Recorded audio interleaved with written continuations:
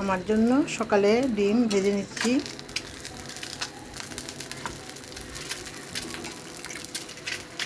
সাথে পাউরুটিও ভেজে নিব, সকালের নাস্তা।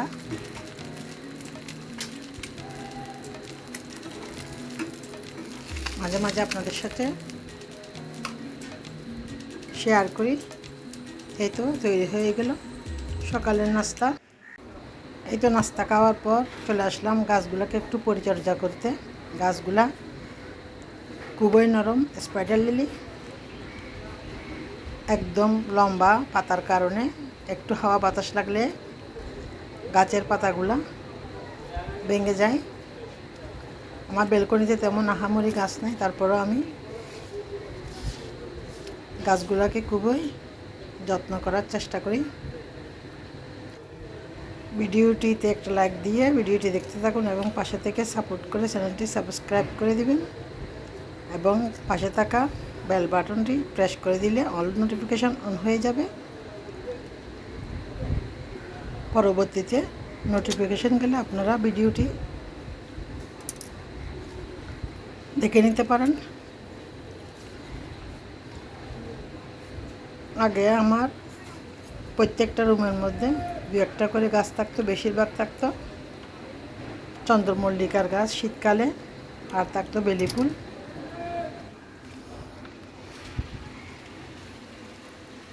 পাতাগুলো এত নরম, একটু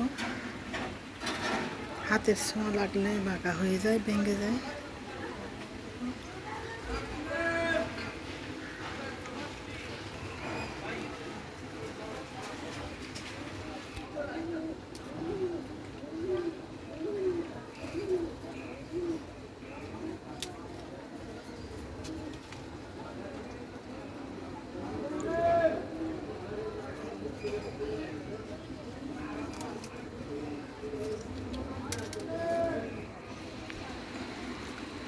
সবগুলা পাতাকে কেটে কেটে পরিষ্কার করে নিলাম।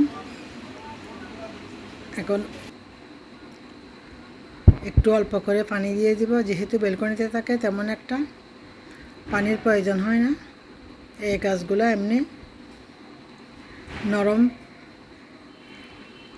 বেশি পানি দেওয়া প্রয়োজন হয় না, অল্প করে পানি দিলে হয়।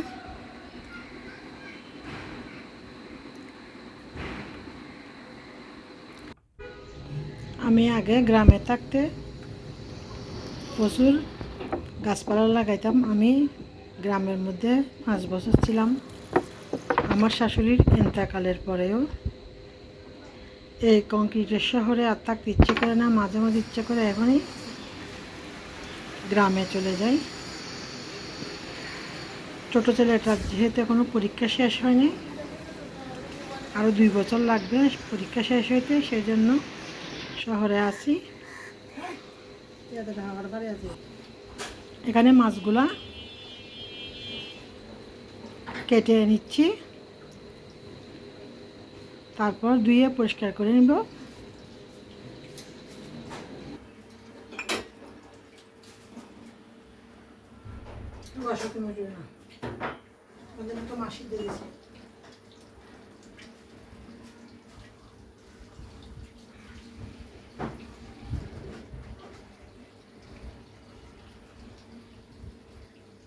Good girl.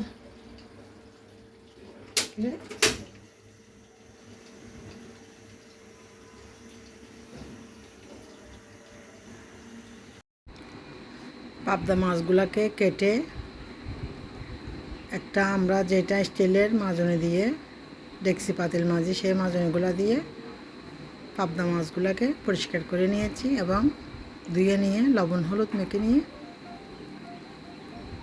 তারপর রান্না করে নিব। এখানে আমি সয়াবিন তেল, পেঁয়াজ কুচি, বাটা মিক্স, লবণ, হলুদ, মরিচ, মশলা দিয়ে পাবদা মাছগুলা রান্না করে নিব।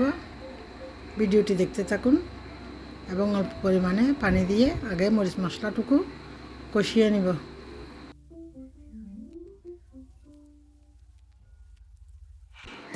দিয়ে দিলাম আগের থেকে ধুয়ে পরিষ্কার করে রাখা পাবদা মাছ, এই মাছগুলাতে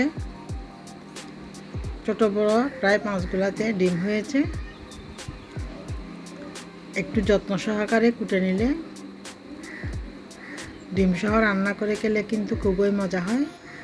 পাবদা মাছে বেশি ঝোল দিব না, একদম গায়ে মাখা ঝোল দিয়ে এই মাছটুকু রান্না করে নিব। ভিডিওটি না টেনে দেখতে থাকুন।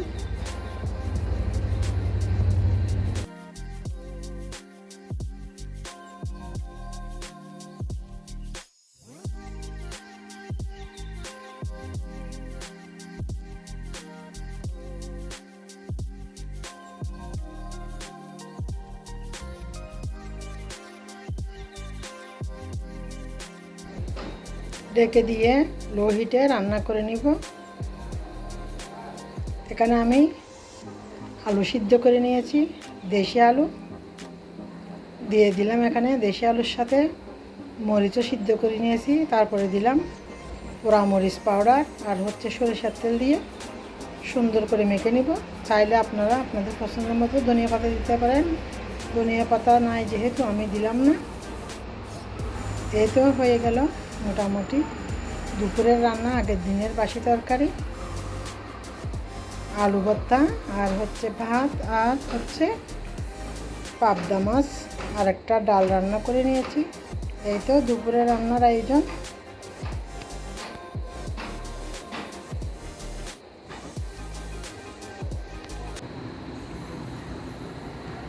বেডশিটটা চেঞ্জ করে নিয়ে আর একটা বেডশিট বিছিয়ে দিলাম। ভিডিও বেশি বড় হয়ে যাওয়ার কারণে বড় করলাম না, ছোট্ট একটু ভিডিও আপনাদের সাথে শেয়ার করলাম। সবাই একটু ভালোবেসে পাশে থাকুন। আবারও বলি, একটা লাইক দিয়ে দেখতে থাকুন এবং চ্যানেলটি সাবস্ক্রাইব করে দিলে অনেক উপকার হবে। এতক্ষণ ধরে ভিডিও দেখার জন্য সবাইকে অসংখ্য ধন্যবাদ। আল্লাহ হাফেজ।